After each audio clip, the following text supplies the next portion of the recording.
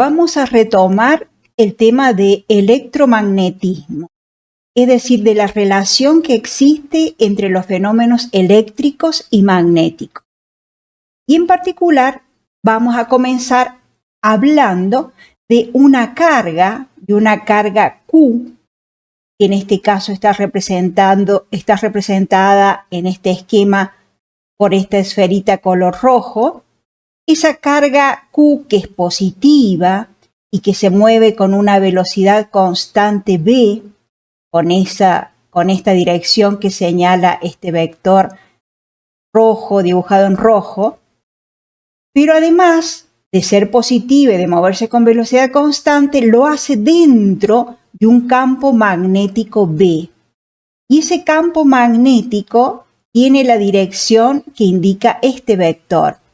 Y, por ejemplo, podrá estar producido por un gran imán en forma de U, donde aquí solamente se dibujan la parte externa, la parte de los polos, de modo que el campo magnético aquí es en esta dirección, es de izquierda a derecha.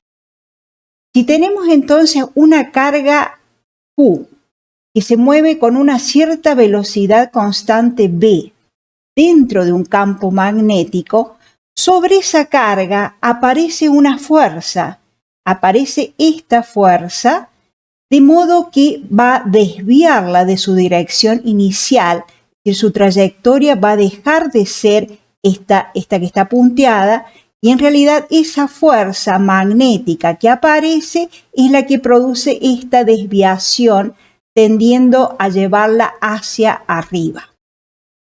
Entonces, cuando tenemos una partícula cargada que se mueve con una cierta velocidad dentro de un campo magnético, aparece una fuerza magnética que está determinada por esta expresión que está aquí. Es decir, por un producto vectorial entre el vector velocidad y el vector campo magnético. De modo que el módulo de esa fuerza magnética ya sabemos que está dado por el producto entre el valor de la carga, que estará en coulombios, el módulo de la velocidad, el módulo del campo magnético y el ángulo, por el seno del ángulo, que forman estos dos vectores. Además, esto es el módulo. La dirección y el sentido, ¿cómo lo obtenemos? Y como aprendimos en las clases, en la primera clase, en el desarrollo de la unidad 0 de vectores. La dirección y el sentido lo va a dar la regla de la mano derecha. Recordemos entonces que el pulgar señala la dirección del primer vector, el vector velocidad. Los dedos extendidos, la del segundo, que en este caso es el campo magnético. Y la palma nos va a indicar cuál es la dirección de la fuerza. La fuerza apunta en este caso hacia arriba, por eso la partícula realiza esta trayectoria. Si la carga en lugar de ser positiva fuese negativa, puedo aplicar la misma regla, pero la fuerza en lugar de ser hacia arriba será hacia abajo.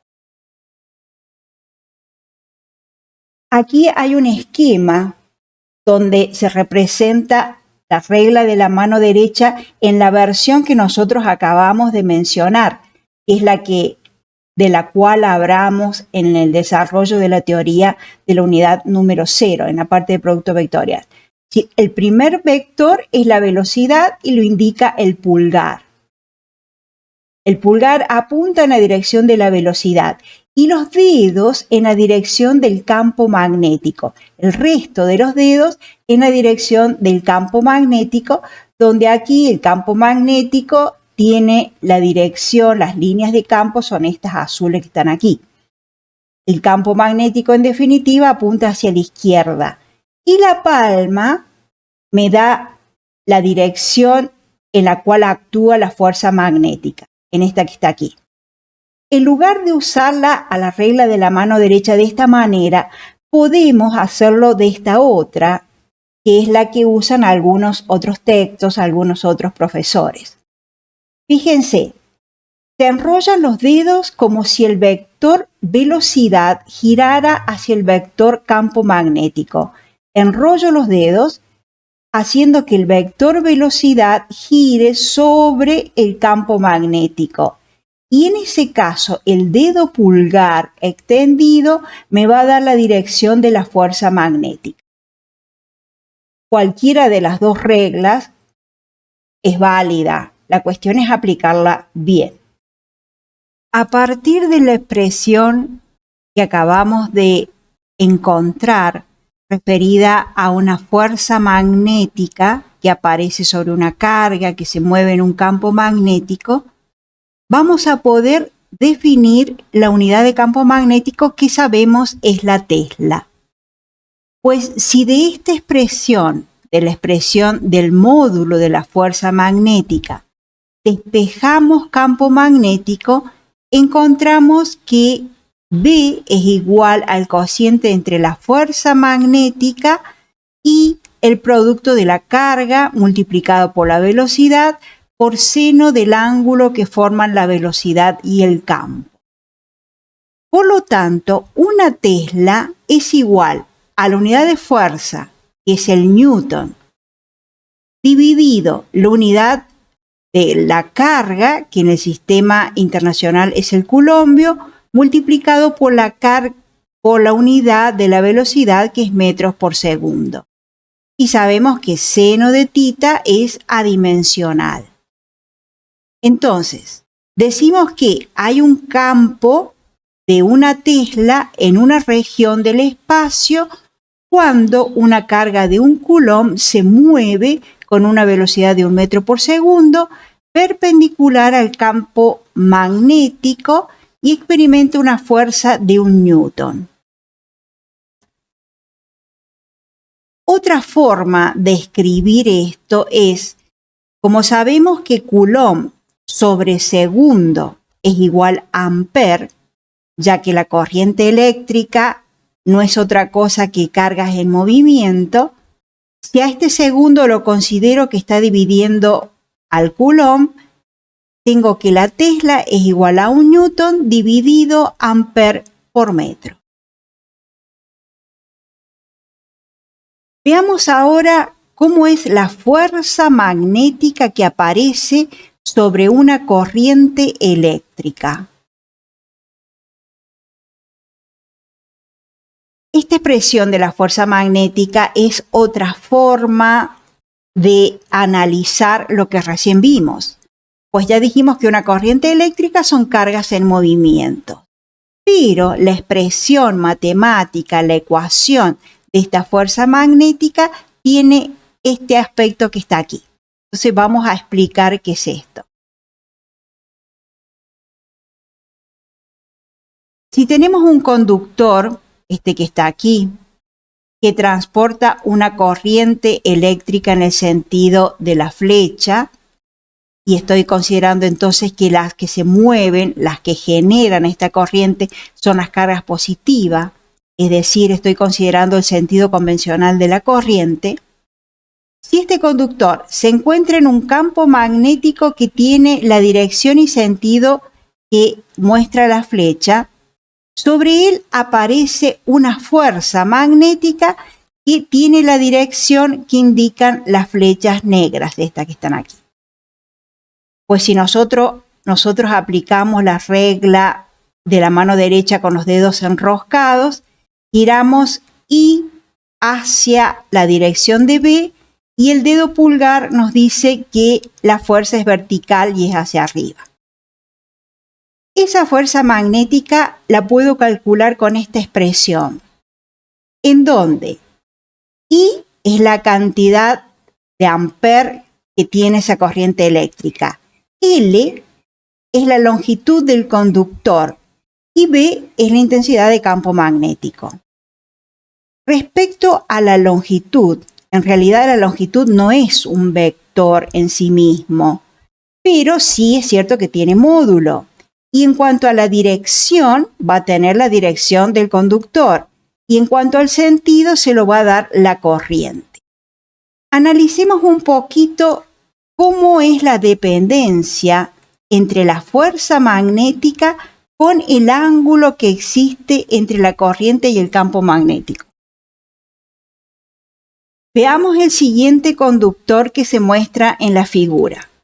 Aquí tenemos un conductor dibujado en color marrón que transporta una corriente I y está situado en un campo magnético que apunta hacia la derecha. Luego el ángulo que forma la corriente con el campo es este θ que estoy señalando aquí. Es decir, ya sabemos que la dirección y el sentido de la fuerza magnética la vamos a encontrar geométricamente aplicando la regla de la mano derecha. Y además sabemos que lo podemos calcular con esta expresión matemática. Es decir, el módulo de esta fuerza magnética es igual al módulo de la corriente por la longitud, por el campo, por el seno del ángulo. Observemos quién es I por el seno de θ en este dibujito. Aquí teníamos que la corriente apuntaba así, el campo magnético así y el angulito θ es este que está aquí. Pues I seno de θ no es otra cosa que la componente perpendicular al campo magnético de la corriente. I seno de θ es la componente de la corriente eléctrica en una dirección que es perpendicular a la dirección del campo magnético. Veamos ahora en qué consiste el fenómeno de la inducción magnética. Si observamos la animación que aquí se muestra, en la que se aprecia la presencia de un imán con su polo norte, su polo sur, las correspondientes líneas de campo magnético y además se observa una espira a la que está conectado un foco. Y además podemos observar que este foco alterna su encendido y su apagado. Pero si observamos con mayor detenimiento, podemos apreciar que cuando el imán se acerca, aparece una corriente eléctrica que circula por la bobina y es la que provoca que el foco se encienda. Y además que el valor de la corriente depende de la velocidad con la cual se mueve el imán. Además, la corriente desaparece, el foco se apaga cuando el imán se detiene, cuando el imán está en reposo. Este fenómeno de inducción magnética tiene múltiples aplicaciones, entre ellas la de los motores eléctricos. Se puede observar también que cuando el imán se acerca, como aquí, la corriente circula en este sentido. Circula así, ingresa a la bobina y sale por este otro extremo. Si aquí ponemos un amperímetro, un galvanómetro, un instrumento que nos pueda indicar el sentido de la corriente, nos indicaría este que acabo de mencionar. Si en cambio el imán se aleja de la espira, este amperímetro desvía la aguja hacia el otro lado, lo que indica que el sentido de circulación de la corriente es el que estoy marcando con el láser. Es decir, se invierte el sentido de la corriente. Luego podemos afirmar lo siguiente, que cuando el imán se acerca a la espira, el amperímetro señala que la corriente circula como en la figura de la izquierda y cuando se aleja lo hace en la dirección opuesta, es decir, invierte el sentido de circulación de la corriente eléctrica. El factor determinante en la generación de la corriente eléctrica es la variación de las líneas de campo magnético a través de la espira, o sea, la variación del flujo magnético a través de la espira.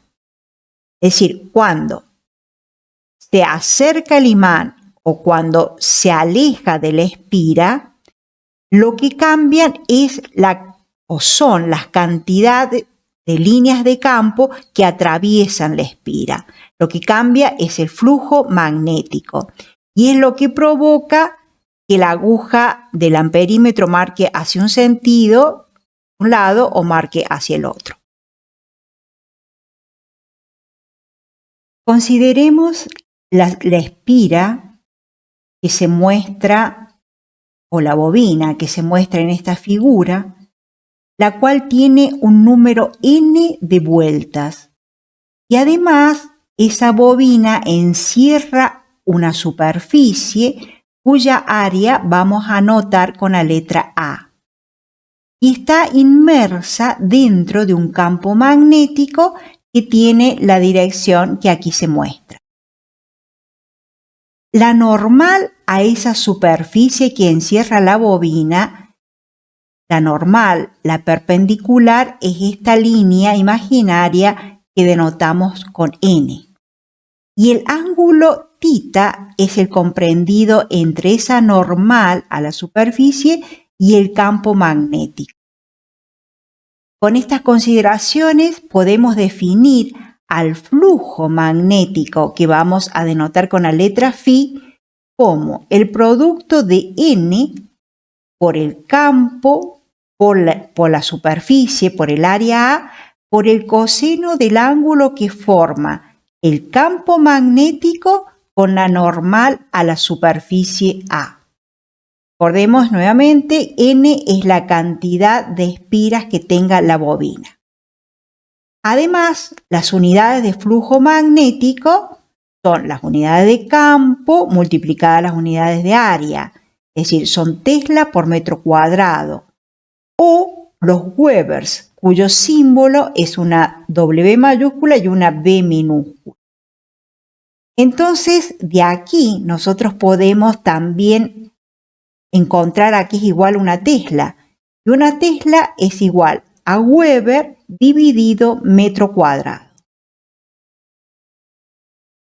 Ahora que hemos definido a qué llamamos flujo magnético, estamos en condiciones de enunciar la ley de inducción magnética, la cual establece que cuando el flujo φ a través de una bobina cambia, de modo que tenemos una variación de flujo que se produce en un intervalo de tiempo delta t, la fuerza electromotriz o la tensión o el voltaje inducido en la bobina durante ese intervalo de tiempo está dado por esta ecuación que está aquí. La fuerza electromotriz es igual a menos la variación de flujo magnético dividido el intervalo de tiempo correspondiente. Pasemos a explicar qué significa este menos en la ley de inducción magnética. Para lo cual tenemos que tener presente que la fuerza electromotriz inducida por esa variación de flujo, esa fuerza electromotriz, ese voltaje, produce una corriente que vamos a llamar I inducida, I sub I, que a su vez origina un campo magnético. Y ese campo magnético lo vamos a llamar B inducido. Y este B inducido produce entonces un flujo magnético inducido que vamos a llamar φ sub I. Entonces, hasta ahora hemos visto que la inducción magnética produce una fuerza electromotriz y que esa fuerza electromotriz provoca una corriente inducida. Y el sentido de esa corriente inducida está determinado por la ley de Lenz, la cual establece lo siguiente: que la corriente inducida y que el campo magnético inducido tendrán un sentido tal que se oponga al cambio que los produce. ¿Cuál es el significado de esto? Lo vamos a poder entender analizando las siguientes figuras. En esta figura tenemos la situación en la cual el imán se acerca a la bobina. Es decir, las líneas de campo magnético que la atraviesan aumentan. El flujo magnético a través de la espira aumenta. Luego se produce entonces la FEM y esa FEM provoca una corriente inducida que tiene el sentido que se marca aquí. ¿Y por qué tiene ese sentido y no el contrario? Y porque esa corriente inducida con ese sentido provoca un campo magnético en el sentido que aquí se marca. Es decir, el campo magnético inducido tiene la dirección que aquí se marca. Es decir, en el centro provoca un campo magnético que apunta desde la derecha a la izquierda. Es decir, provoca un campo magnético que debilita al campo magnético principal. Es decir, produce un campo magnético que se opone al aumento del flujo magnético que provocaba el acercamiento del imán. Consideremos ahora la otra situación, en la cual el imán se aleja de la espira. En este caso, el flujo magnético a través de la espira es cada vez menor. Esa disminución de flujo magnético en el tiempo provoca una FEM y esa FEM produce una corriente inducida en el sentido que estoy señalando. ¿Por qué en ese sentido? Porque si aplicamos la regla de la mano derecha, esa corriente genera un campo magnético inducido en este sentido.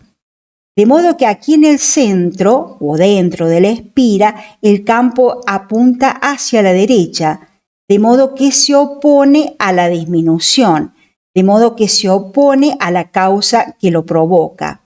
Es decir, el campo magnético inducido refuerza al campo magnético principal, cuyas líneas de campo estaban disminuyendo dentro de la espira.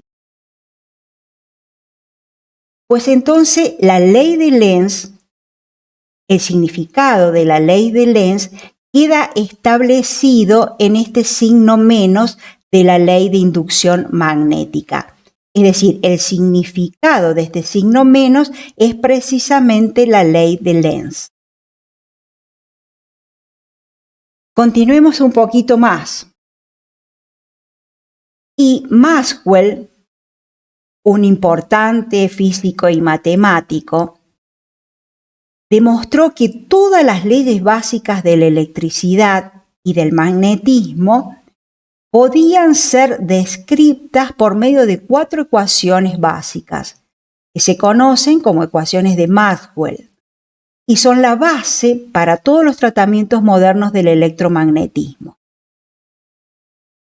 Esas 4 ecuaciones se resumen de la siguiente manera. La primera establece que las cargas eléctricas producen campos eléctricos, es decir, la ley de Coulomb que vimos en la unidad de bioelectricidad. La segunda ley establece que no pueden existir polos magnéticos aislados. La tercera, que las corrientes producen campos magnéticos. Fue el primer fenómeno que mencionamos en esta unidad. Es el origen del electromagnetismo. La cuarta ecuación nos dice que un campo magnético variable produce un campo eléctrico. Es lo que acabamos de ver, es la inducción magnética. Nosotros vimos que un campo magnético variable producía una FEM, producía un voltaje, una tensión. Está íntimamente relacionado con el campo eléctrico, como se vio en la unidad anterior. La quinta ecuación de Maxwell establece lo siguiente, que la carga total de un sistema aislado no puede variar, es decir, que la carga se conserva siempre y cuando el sistema esté aislado.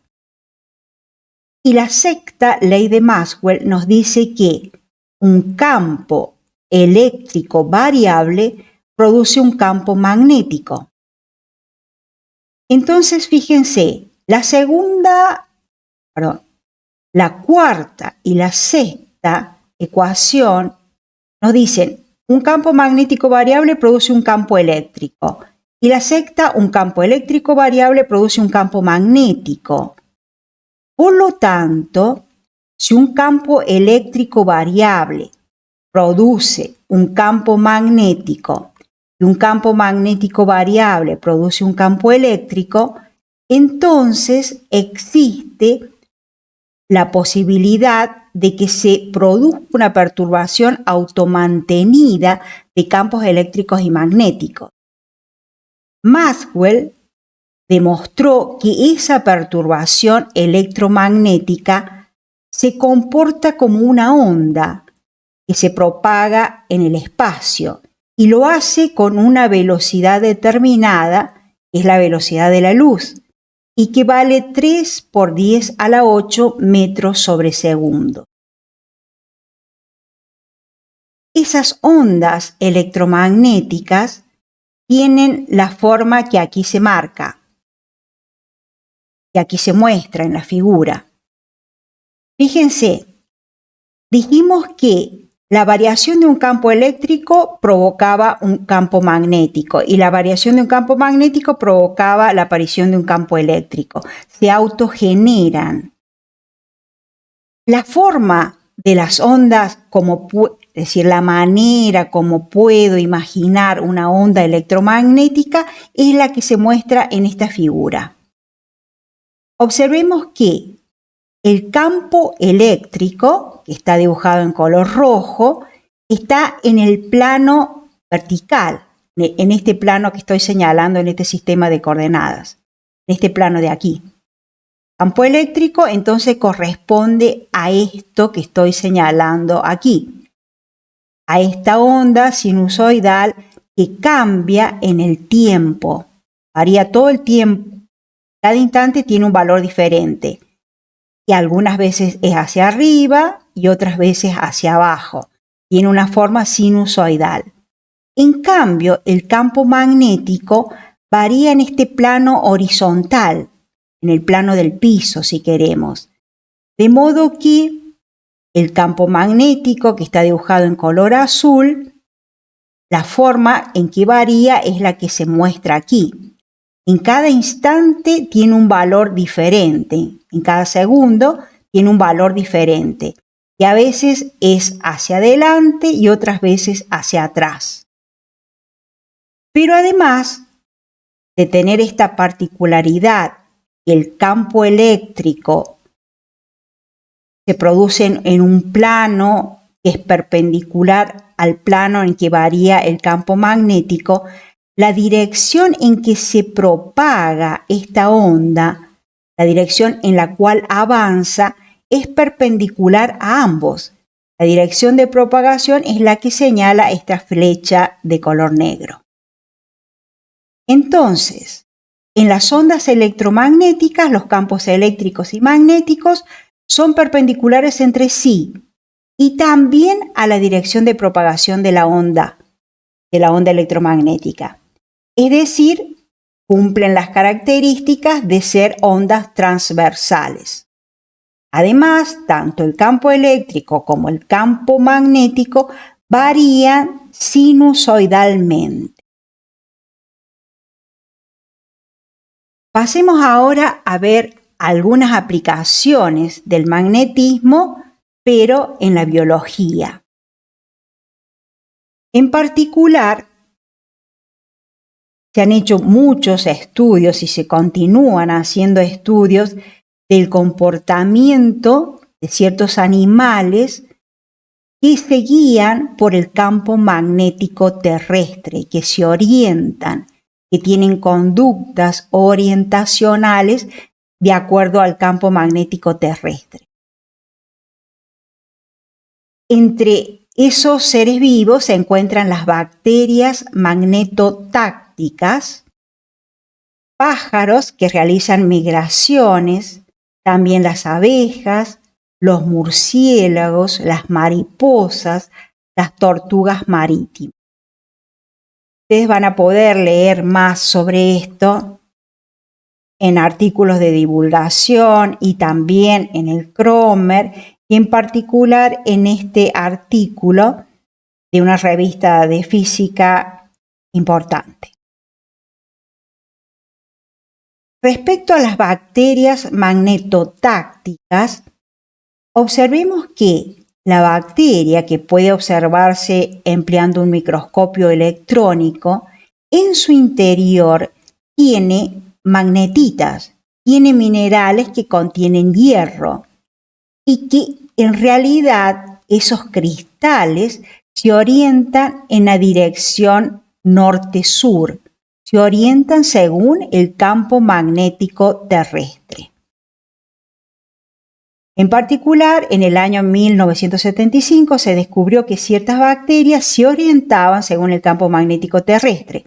Estas bacterias contienen entre 15 y 20 cristales de magnetita o piedra imán, que en realidad son óxidos de hierro, que actúan como una brújula para orientar las bacterias en los campos geomagnéticos, lo que simplifica la búsqueda de sus ambientes preferidos de microaerofilia.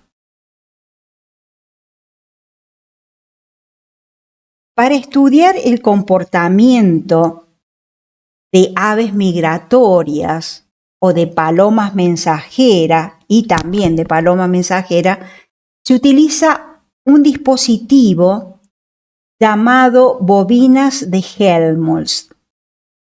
Las bobinas de Helmholtz, que aquí se muestran, consisten simplemente en dos bobinas que están una muy cercana de la otra, pero en las cuales circula la misma corriente, la corriente que vale n veces el número de espiras por la corriente, por la cantidad de amperes, pero vuelve a ingresar o ingresa en la segunda bobina y la recorre en el mismo sentido que la anterior. Y en particular en el centro de ambas, el campo magnético, como podemos ver de acuerdo a las líneas de campo magnético, el campo magnético es muy intenso y bastante regular. Pues en este punto medio es donde se sitúa lo que nos interesa estudiar. Un par de bobinas de Helmholtz produce un campo aproximadamente uniforme en las proximidades del punto medio entre las dos bobinas y al centro de las mismas, como se muestra en esta figura de aquí. Es decir, en el punto medio entre ambas bobinas y al centro, el campo es bastante intenso, hay una gran concentración de líneas de campo magnético y es bastante regular, es bastante uniforme.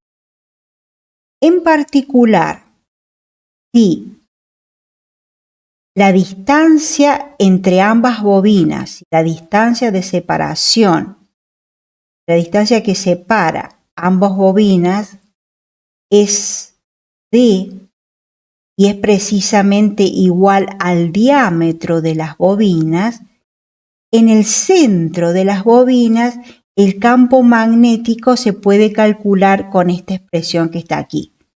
La permeabilidad magnética del vacío por el número de vueltas que tenga la bobina, por la corriente sobre 2 por la raíz de 2R, 2 por la raíz del diámetro de la espira.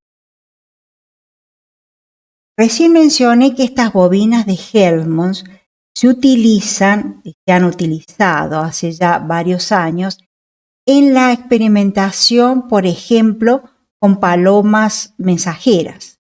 Ustedes van a poder leer todo esto en el Cromer. En particular, aunque la fotografía no es muy clara, una de las bobinas se coloca cerca de la cabeza y la otra en el cuello de la paloma, de modo que se genera ese campo magnético al centro, que es donde ese campo magnético intenso y uniforme está en la zona del cerebro de la paloma, porque allí es donde se encuentra, digamos, esa suerte de brújula interna que tienen para orientarse según el campo magnético. Bueno, en definitiva, se observó que cuando el campo magnético producido por las bobinas de Helmholtz era paralelo al campo magnético terrestre, el ave seguía su vuelo normal. En cambio, cuando el campo magnético creado por estas bobinas de Helmholtz era antiparalelo al campo magnético terrestre, las palomas tenían el siguiente comportamiento. Mientras el sol se viese, se orientaban según la dirección del sol y seguían la dirección habitual. Pero en cambio, cuando se nublaba o cuando era de noche, en realidad se guiaban por el campo magnético de las bobinas de Helmholtz. Eso se demostró tanto en palomas como en el petirrojo, pájaro que también migra, y también en las abejas. Bueno, pasemos ahora a una aplicación biológica del magnetismo y precisamente una aplicación medicinal, la cual corresponde a las imágenes de resonancia magnética, a las IRM, como la que se muestra en esta figura que está aquí. Las imágenes de resonancia magnética hacen posible ver detalles de los tejidos suaves, como los del pie en la fotografía, que no son visibles en imágenes de rayos X. No obstante, el tejido suave no es un material magnético, no lo atrae un imán. Entonces, ¿cómo funcionan realmente las IRM, las imágenes de resonancia magnética? Es la pregunta que vamos a intentar responder. Y para lo cual nos vamos a tener que recordar de lo primero que empezamos a estudiar en esta unidad. Y se trataba de que no existen monopolos en la naturaleza, que no se puede separar un polo norte de un polo sur, porque aún las partículas más pequeñas que constituyen la materia se comportan como si tuvieran un dipolo diminuto en su interior. Es decir, aún las partículas más chiquitas tienen un dipolo magnético. Y una aplicación médica importante del torque, del momento que sufre un dipolo magnético, son las imágenes de resonancia magnética. Cuando hablo del torque sobre un dipolo, hablo de aquel torque que tiende a alinear el dipolo magnético propio de la partícula, de la molécula, con un campo magnético externo. Si se coloca a un paciente en un campo magnético de aproximadamente 1,5 Tesla, lo cual es 10.000 veces más intenso que el campo de la Tierra.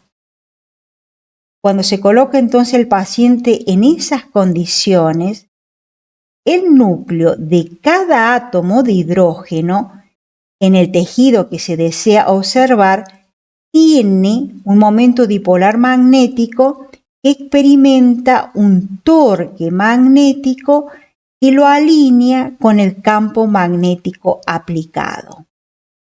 ¿Y por qué aquí hablamos de átomos de hidrógeno? Porque la mayor parte del cuerpo humano está constituido por agua.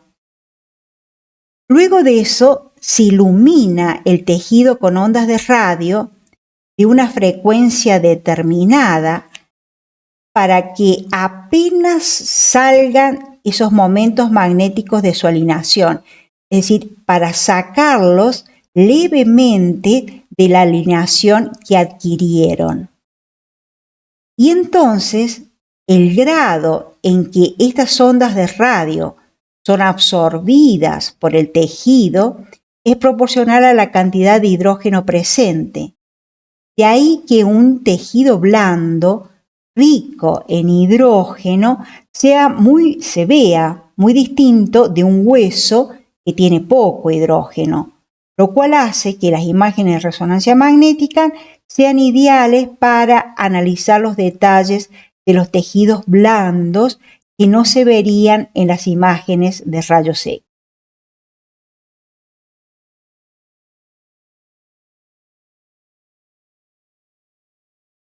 Ahora que sabemos cómo se obtienen las imágenes por resonancia magnética, analicemos, al menos superficialmente, cómo son, qué forma tienen los equipos con los cuales se obtienen las imágenes por resonancia magnética.